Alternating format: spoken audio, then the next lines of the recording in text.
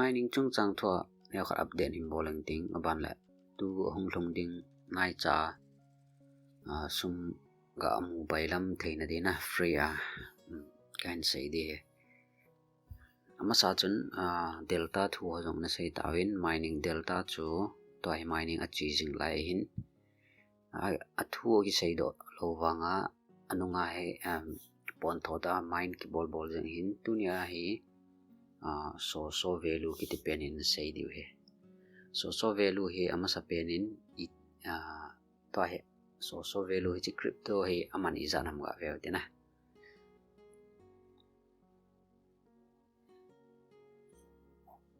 so value price he to he market na izanam market na $0.78 to so value na ama sa chu chi anaki bol na jo short thim tain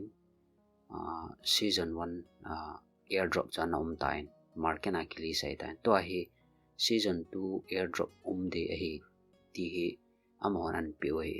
season 2 airdrop hi quarter 1 de ki ti tu hin 0.7879 na jo tun te ka khat banga so value season 1 airdrop manam on tu hin sang khat tabang ane ya ile so value sang khat tabang ane ho chen izana modem tile into 0.79 jo $790 na jo 85 ki hisab nang le 67,000 mode tin he cha aman nang hoyin $1 thin lo wanga jo 0.79 ki ti jo free mode nga hoi ma mai tai twin so value chu registration bolding dan ho ko to ka hin be sa ding hin ept bola aban le tas ho iti bol dham na cha cho quarter 1 season 2 airdrop masanga cho iza ki bol do thei dham kan be sa de ama sa penin play store chu na play store chin lang play store hi and so value app download lang china mo so value crypto tracker ke ji chala kya kan install sa ja ho open amin chala vera install de in install chai thing le open le chen hiti de na che interface in description ale comment link kan koi de in cha ho jilinga ko na click wang thei link ko na bolding dan chu sai hama sign che link na che link hitun click ngote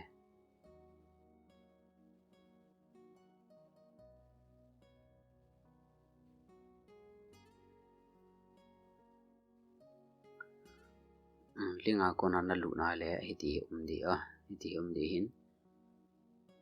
tun sign up na bol de chalai na email aga sign up te je jo email ki nei su ke na phone number ang sign up pe in aba phone number sang email ga bolote banin anoya password ko kisim lang password na sim chai ting le anoya verify na bole I'm not robot kiti ana human verification ni ga nga ote verifying kiti in success antun abana anoya next in click dio to hin email code na email cho code ki thot hin chi pe na cho chi code chalai na ji lut dio he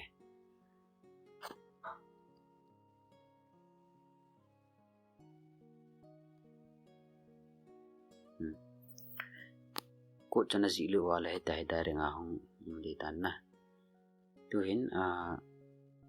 chi chana sign up zo ting le tun chilanga apps download chan ga alun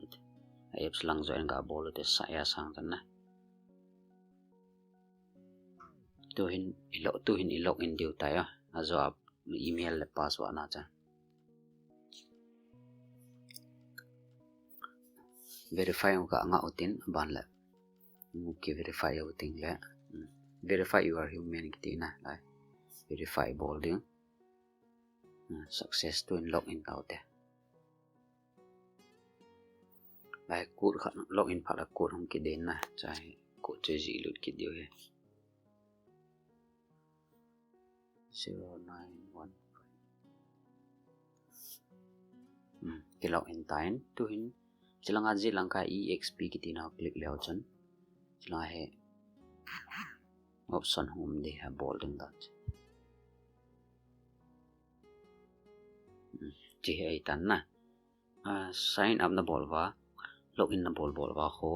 1,91,000 bonus na mu de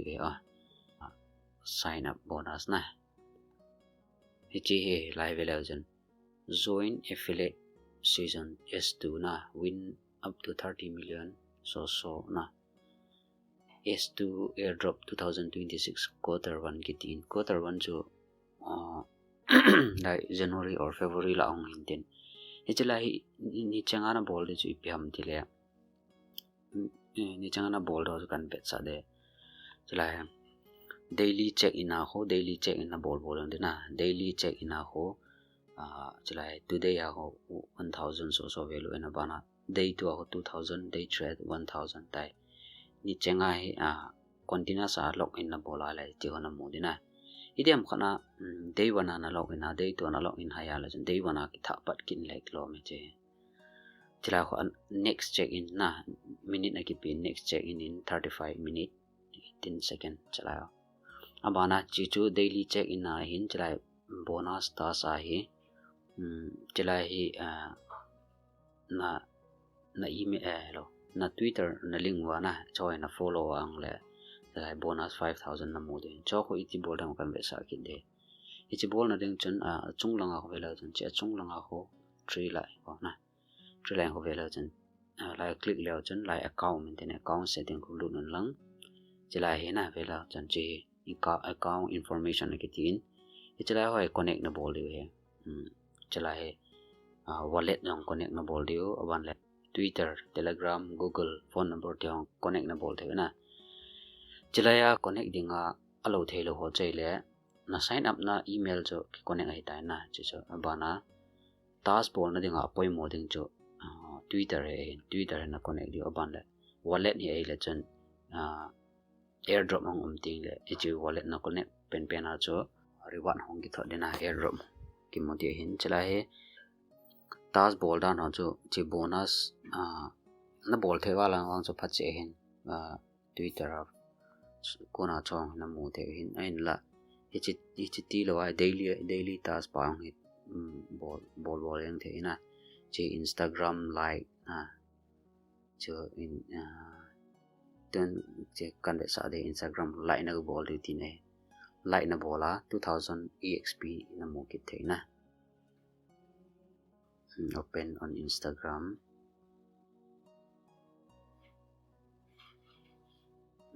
Instagram yang kana nei kin ho lo ta ne chalai kho he na big don lang cho he I khanang bol the chalai tun bang che tik toy koi man nei lo to India na nai wanga to lai ga click lang cho ki open ta cha ki open ta big on lang ne cho lao time ki pin cho aki chai phala verify na bol de echi Twitter ho he la bang cho I thei lo de he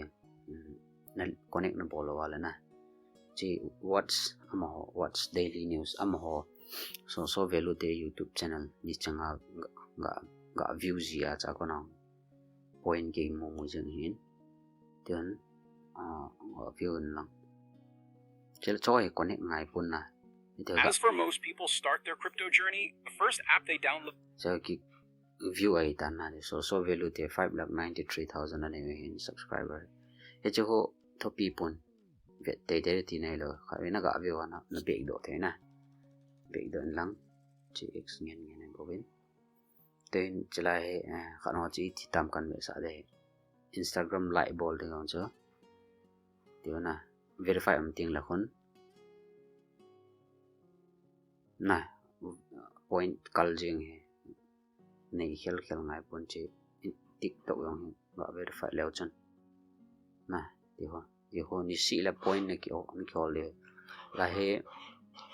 bonus ta sa cho x a he na connect the wala chan na retweet ho nai lo le like ho ho bolding abana share ho bolding cha cho claim the in bonus abana starter pe nga hong hi sila na chi sila velajan learn more about make7.ssi na cho ko ichung ga visit mai lang cho na visit mai tan ti ho hong ki open zo ting la khon le bek do kin lang na cho ho time ki pin 1 minute ichung hi podcast ang hi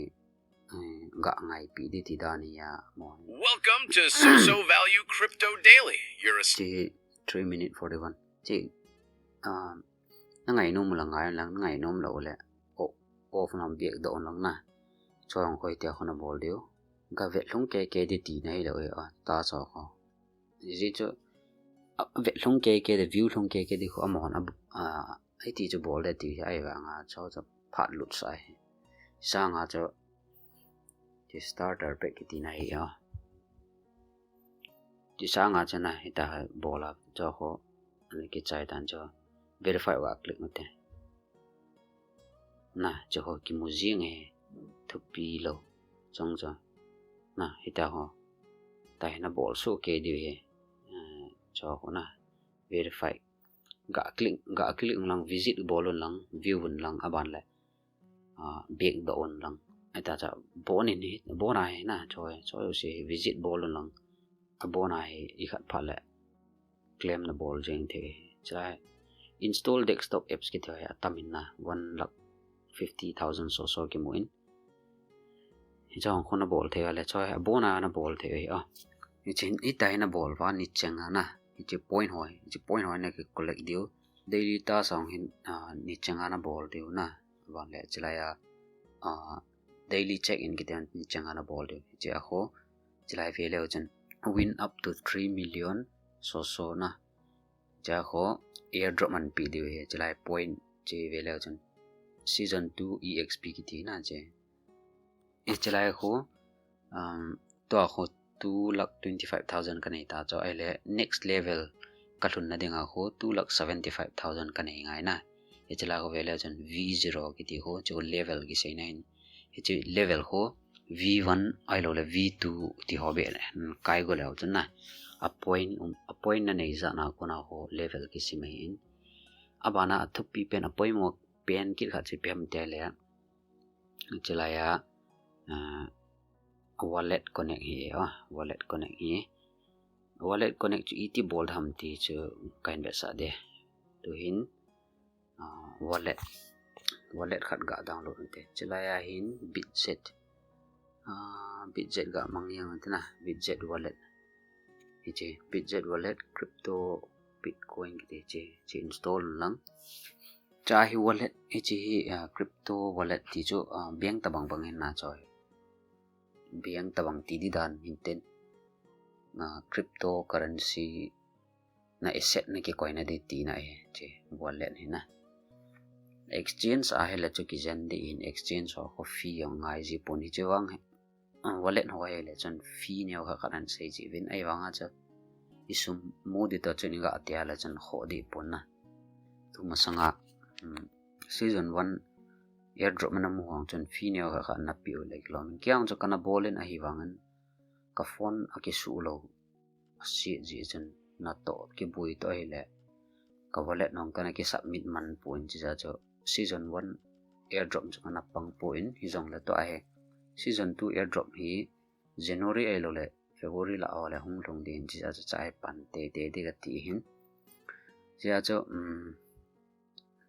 na hon jong echika acho daily ta sona bolova nana ki sign up wana link a kon ki sign up mon lang daily ta so phate na bol wala chan v1 ai lo le v2 be na bol na pha wala chun airdrop hong ting la chun hlom pe na mi khanin gin cha dana cho $50 cha be mu jong le phai na $50 cho e ho suma sangli sanga ti hoi na hi chaw cha si mu le phai free a hin na I ma cha sum yong ki siang pon tun budget wallet ke ga open uten na cha hi wallet ga create nute chila airdrop ki mu na ding reward airdrop reward hong ki pi na ding hin chila hi wallet hi set up ngai he create wallet hin na click diu na no open ting le import wallet luisa na ne le import na bol the na chila hi set up passcode ni chila hi na de passcode na de khat gu na set de ti nai like date of birth tiong na koi the na am dan cha January date 1 na pin ham a ya la chan 01 akum ta chan akum cha te ga kha banga 95 aping hi ba la chan 95 na hello le 2005 ana pin banga la chan 05 ti ho bang 010105 ti ho ta banga na koi the lo le 6 digit nang man na mel chi thei ding khat na ki koi the we chi pa ya poi mo hin na lu tiang le chi chong ngai te ji chilai biometric authentication ni inop le enable bol thei hello le skip yong na bol thei we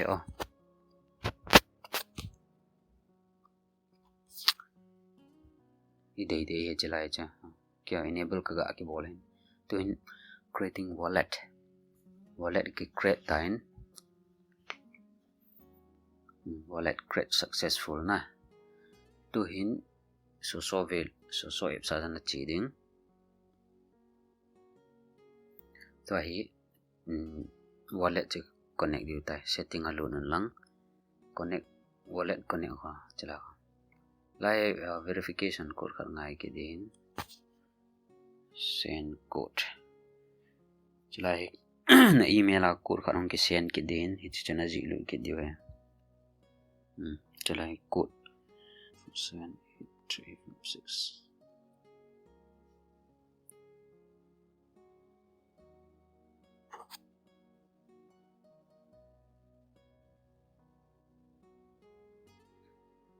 to hin chalai na bitz connect bitz wallet click leo chan direct nga hum do de wallet connecting ki tin na hi jo achama connect achama ama lama connect hong chi ding chi chenang in approve na ga bol de ti ka phone hi a hoi hi na chi ja cho heng de duin im chang gang thei lo he chilai account wallet connect pai kya he phone he ki su lo jin tu hen che thai pon hi jong la a bolding dan chu connect wallet hin na click wa na connect wallet hin na click wa ja ka bol ta bang panga cho na bol wa la chun ipi ham bai bit chu man theyang le bangon lang bit jet cha itiam wallet dang na man theyang mangon lang na hoi chiang la kho pon a bai lam pen ha chu bai bit chu kan vet sign ti chun na connect on lang to hin abana hin poimo kan sai de to poimo pen cha to hi so value chun chalai join affiliate S2 win up to 30 million so S2 na airdrop 2026 quarter 1 am de hin he chalai quarter 1 aum na dinga ni chi airdrop mo na thei dinga poimo chi pham de le chalai join now kitina he yang chalai mi affiliate ti cho mi refer na bola cha kona cho point tam ta na ki an the win na chi bonus task kite ho akuna hi na bol the ban le daily task akuna hi exp point tampi na ki hold go diu na ban le starter pack kite ho cho he bona na bol so ke te diu cho he so kona point hum tam din subscribe to YouTube channel kite ho na official cho na bol so ke diu hin abana a point tammu na ding chichlai ho level ho v to hai kya v0 hai na v0 ho v1 be v2 be lingo de na lingo le out na chalai ho next level needed kiti ho 275 exp na 275 exp no mo phala khon v0 ho v1 a hong de na je jo phala khon v2 lin na denga chu izan hong ngai ki dam i cho exp ho tam thei chana point na ki collect de airdrop mo ka cha chala he na affiliate no chu itina share de ham te le chalanga anoi lang ai velo chun copy referral link ki tiong e aumin na he jong ko thil chom hi ta in chilaya join affiliate ki tine season 2 affiliate chilai join now click lo chun hi chila ko na he na link ho chu mi na thodawa amhon cha ko na join diu na chi velo chun level up to activate affiliate na level ho level to V2 be na phao ngai de V2 be phao lang ban le affiliate link cho hung de chi cho V2 jo ya pha dam te le ama sappe na jo chila ya point ka se na 275 jo starter ho ai bolun lang 275 hon nei be wa am tan cha la V ho level ho V2 ho na pha pa la lai affiliate link hi na ho ayong unlock link cha cha link jane ki share thai de na V2 jana pha ting V2 jana pha wa le wang son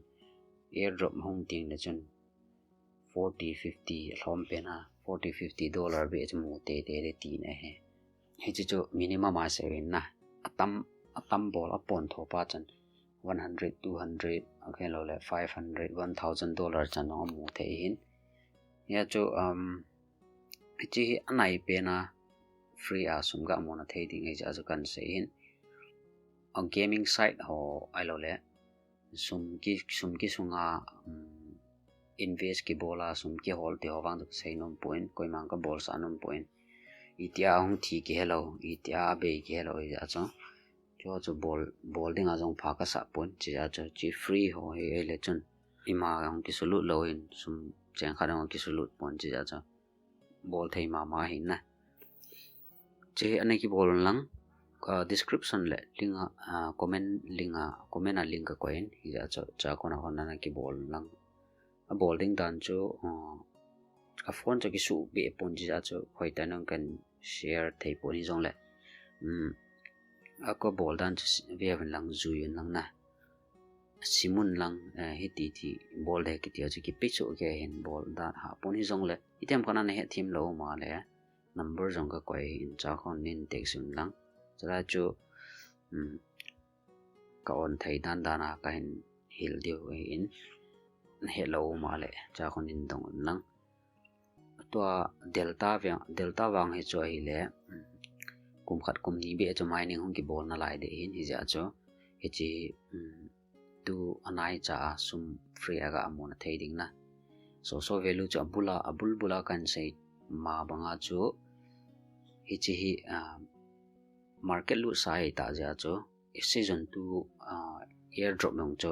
te ti ne cha mo nan pi oi ja na season 1 airdrop cha nom tan chang cho ai mi la jong $1000 chang mu jong anom vin 500 800 100 200 na mu dim se na bol jo si cha kya choi le ka phone ki su lo ta chan ka phone a si ta chan ai ka wallet nong kan ki submit na to point